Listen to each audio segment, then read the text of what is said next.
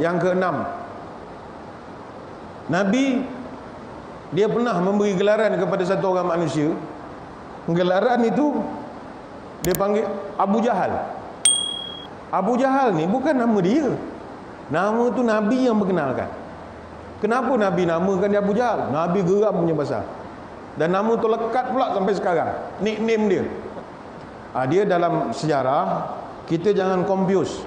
Ada dua manusia yang nama Abu ni, satu Abu Jahal, satu Abu Lahab. Masyarakat ada sedikit kekeliruan dalam nak mengenal mana satu Abu Jahal, mana satu Abu Lahab. Abu Lahab ni itu nama nickname dia. Nama kad pengenalannya Abdul Uzza bin Abdul Muttalib. Ini bapa saudara Nabi. Bapa saudara betul, adik-beradik arwah bapa dia. Pak saudara betul, Abu Lahab. Kenapa dia panggil Lahab? Orang selalu kelirukan. Oh, nama dia Abu Lahab sebab dia pelahap bila makan. Apa kena-mengena pelahap dengan apa? Tak ada kena-mengena pun. Lahab dalam bahasa Arab mana menyala-nyala. Rupanya dia ni cantik. Dalam adik-beradik dia punya muka bercahaya-cahaya. Budak sekarang panggil flawless. Kalau selfie, ada satu, kalau tekan setengah telefon, muka kita yang muka berminyak-minyak, tekan terus jadi macam kunyit. Oh, bersih muka. Flawless orang panggil. Rupanya Abu Lahab itu muka dia flawless. Jadi kalau tuan-tuan ambil gambar muka kunyit flawless, Abu Lahab nama itu. Itu Abu Lahab, menyala-nyala muka. Itu bapa saudara Nabi. Turun ayat, Tuhan marah dia. Tabbat yada abi lahabin wa tabb. Itu panjanglah ceritanya pula. Adapun Abu Jahal tak ada kena-mengena dengan Nabi. Abu Jahal ni nama kad pengenalannya Amru bin Hisham bin Mughirah. Dia daripada suku Bani Makhzum. Asalnya nama dia Abu Hakam. Hakam ni maknanya bijak. Dulu orang kampung panggil dia mat cerdik, budak paling bijak. Abu Jahal ini atau Abu Hakam ni daripada kecil dia ni budak cerdik, gifted. IQ dia paling tinggi. Bayangkan umur dia belasan tahun, dia telah diizinkan untuk join satu kelab, dia panggil Darun Nadwah. Darun Nadwah ni dia macam forum orang-orang Quraisy untuk nak bincang hala tuju Mekah. Sebelum Islam datang, dia orang ni macam grup think tank lah, think tank. Jadi grup dalam ni orang-orang yang cerdik boleh join. Dan salah seorang ahli dalam Darun Nadwah adalah Abu Jahal. Sebelum tu orang tak panggil dia Abu Jahal. Jahal tu maknanya bongok. Nabi yang mengeluarkan dia. Abu Jahal tu cerdik asalnya. Dia memang cerdik, tetapi Nabi tukar namanya daripada Abu Hakam, panggil Abu Jahal, bapa segala kebodohan. Apa sebab Nabi marah sangat pada dia? Sebab dia bunuh satu orang nama Sumayyah bintu Khayyat, seorang wanita. Dia bunuh Sumayyah itu menggunakan tombak yang dijolok daripada kemaluan sampai keluar ke mulut. Apa sebab kau nak seksa satu orang perempuan yang tak bersenjata dengan penyiasatan yang begitu? Ini bukannya panglima perang. Patut kau buat sikit-sikit dah lah. Nabi tak boleh terima dia punya perbuatan. Jadi asalnya nama dia Abu Hakam, bapa kecerdikan, tukar dia bapa segala kebongokan. Nabi geram pada dia. Hadirin hadirat sekalian, kesimpulannya, Nabi kita pernah marah, tapi Nabi kita juga lebih terkenal dengan kesabarannya. Itu yang kita garis bawahkan. Baginda akan sabar kalau peribadinya diganggu. Personally dia tak ada masalah. Tetapi Nabi akan marah apabila agama, syariat, adab sopan tata susila sesama manusia diganggu gugat. Itu Nabi marah. Maka menjadi satu pelajaran kepada kita, jangan tak marah langsung. Pasti nak sabar saja. Orang kutuk, orang hina macam-macam. Biar Allah je lah yang membalasnya. Allah walinya. Ada masa kita marah, kita kena marah. Sebab marah adalah perasaan normal manusia. Dalam agama, marah tidak dilarang, tapi marah mesti bertempat. Marah ni perasaan normal. Kucing yang paling manja sekalipun, kucing Siam bagi contoh, walaupun dia manja, tuan-tuan cuba pijak ekor dia sekali, melompat dia, miau, melompat. Dia pun marah kalau ekornya dipijak. Takkanlah kita orang Islam, orang mainkan agama, orang mengutuk, takkanlah biarlah Allah ialah yang balas. Tak boleh, kena ada marah. Tapi marah itu biar bertempat. Sebab marah dalam kehidupan diperlukan. Secara psikologinya, marah ni boleh mencetuskan tenaga. Orang marah ni dia ada energi. Sebab itu contoh orang boxing, kalau tak marah dia tak boleh boxing. Dia kena marah dulu, baru dia boleh tumbuk orang tu. Macam kita sekarang tak marah, tuan-tuan nak tumbuk orang sebelah, nak tumbuk apa? Aku tak marah kat dia. Marah tu penting. Bila marah baru kita boleh tumbuk orang. Sama juga boxing. Sebab itu boxing, sebelum dia bertumbuk, dalam bilik persalinan, jurulatih akan maki orang ni dulu. Kau ni kutuk bapak dia, kutuk mak dia. Bila dia geram, aku tumbuk, coach aku ni kan. Tapi dia tak tumbuk coach, dia tumbuk lawan dia nanti. Baru dia kudrat. Masa dekat kerusi sebelum lawan tu, datang lagi coach dia, maki lagi dia, wah, maki, bagi dia sakit hati. Baru dia syok bertumbuk. Kalau tak, bismillahirrahmanirrahim, Allah. Bila nak menangnya? Dia mesti ada marah baru boleh hayun. Orang masuk silat olahraga, kalau tak ada marah itu, masuk tidak, sepak tidak, tumbuk tidak, acah, tarik balik, acah, tak ada. Cuba marah, dia serang je orang tu sampai keluar gelanggang pun gelanggang lah. Sebab tu kena marah. Sama juga contoh, takdirnya habis majlis ni sekarang, ada jemaah kita kereta rosak, minta tolong kita tolak. Tuan-tuan kalau tak marah, takkan tolak kereta. Tolak tu perlu pernah marah. Ya Allah, kereta apa berat sangat, ya Allah, baru boleh jalan. Kalau tak bergerak kereta tu, artinya marah diperlukan, tetapi marah yang positif. Orang hina agama, orang hina keluarga kita, orang mengorat isteri kita, takkan kita senyum je. Sabar je lah, Nabi kan penyabar. Orang dah hantar mesej ke bini kita, lawa ni kalau jadi janda saya sanggup kahwin dengan awak. Apa mesej macam ni? Kena marah. Tak boleh biarkan gitu.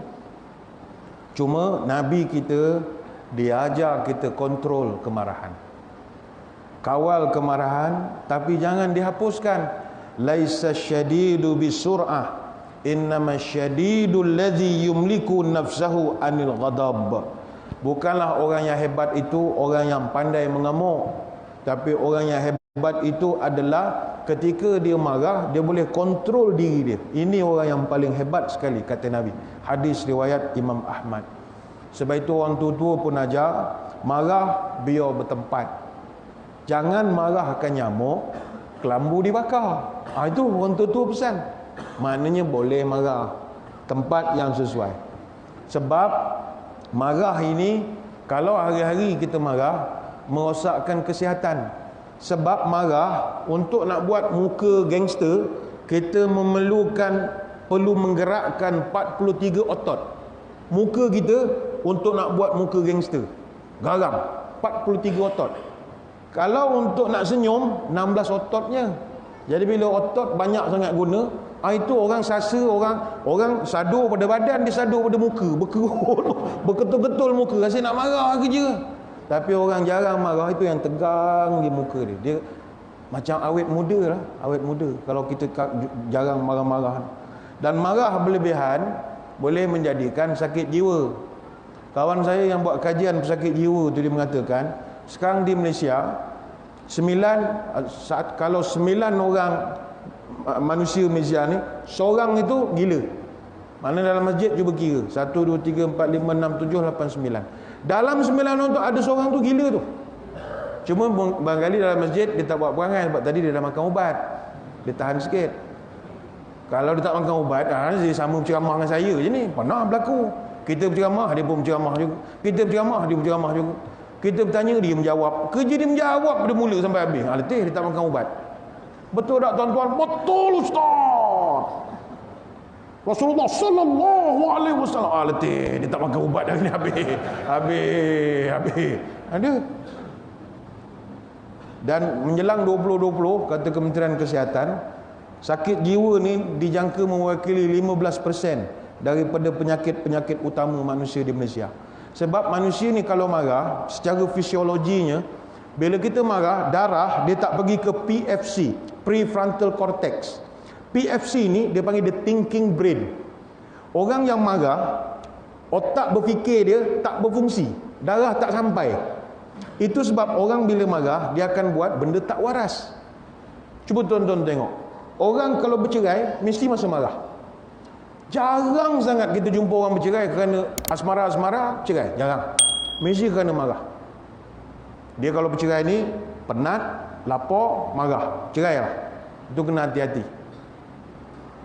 Jarang orang yang I love you, yang I bahagia kahwin dengan you, tapi I ceraikan you, talak satu boleh? Tak boleh. Mesti kau gila, wah, aku cerai kau talak 3 juta padan muka.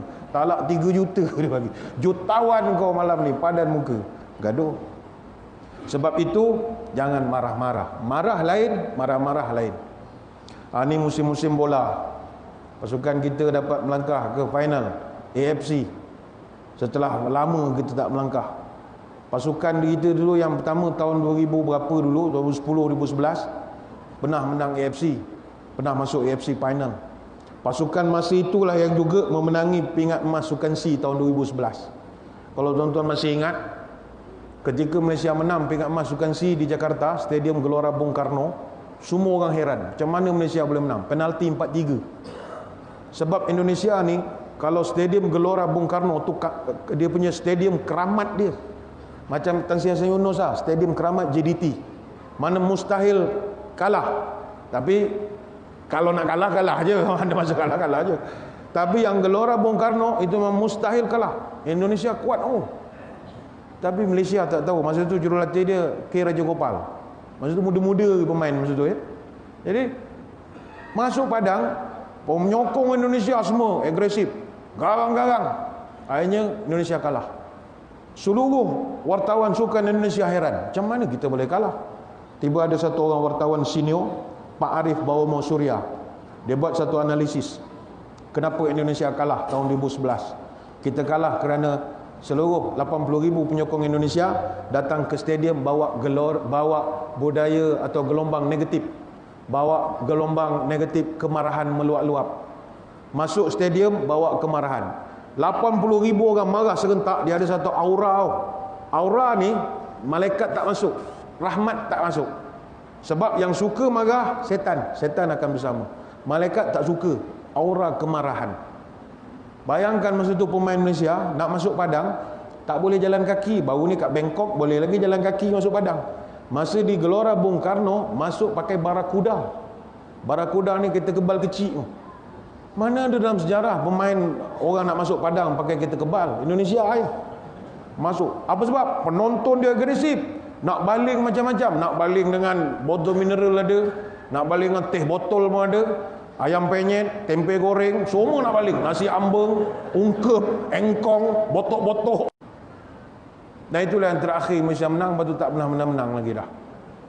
Lepas tu penyokong-penyokong pula marah-marah, asyik kalah pasukan Malaysia, minta kerajaan. Masa tu kerajaan bagi ke K. Raja Gopal, Datuk Syif dapat Datuk K. Raja Gopal. Tapi asyik kalah. Lepas pada tu penyokong mendesak kerajaan, tarik balik gelaran Datuk. Alamak, bola punya pasal pun mau tarik Datuk. Ingat kan tu? Kalah lagi, jatuh ranking ke berapa tak tahu. Penyokong bising lagi, minta kerajaan tarik. Dia marah, tidak seronok katanya. Habis dia semua licin kedai dia, sapu naik menantu, seronok katanya. Ayuh tuan-tuan semua, jangan marah-marah, banyakkan senyum. Olok-olok burung di laut, ogak-ogak burung di bukit. Senyum manis bagai di raut, jadi penawar hati yang sakit. Nabi, walaupun tadi kita cerita dia ni ada marahnya, tetapi sahabat mengakui dia orang yang paling hebat menahan marah. Dia ada marah 2-3 peristiwa, tapi menahan marah itu lebih banyak. Benda yang bersifat kecil-kecil dia tak kisah sangat. Sebab itu kata Anas bin Malik, khaddamtun Nabi sallallahu alaihi wasallam 10 sinina fama qala li uffin wala lima sanata wala ala sanata. Kata Anas bin Malik, saya jadi bibik Nabi 10 tahun khadam dia, buat kerja rumah. Daripada kecil saya duduk. Seumur saya bekerja dengan Nabi, tak pernah sekali pun dia kata huh pada saya. Tak pernah. Tadi kerja dengan Nabi, tak pernah kata ish, tak pernah. Ah, kamu ni, tak pernah. Kata Nabi nak TO, dia buat kopi O. Ish, kopi O, orang nak TO. Tak pernah. Never. Dan tak pernah dia sebut pada saya ufin wala 5 sonata. 5 sonata. Tak pernah Nabi tanya, apa kau buat ni? Apa kau buat? Ada aku suruh buat.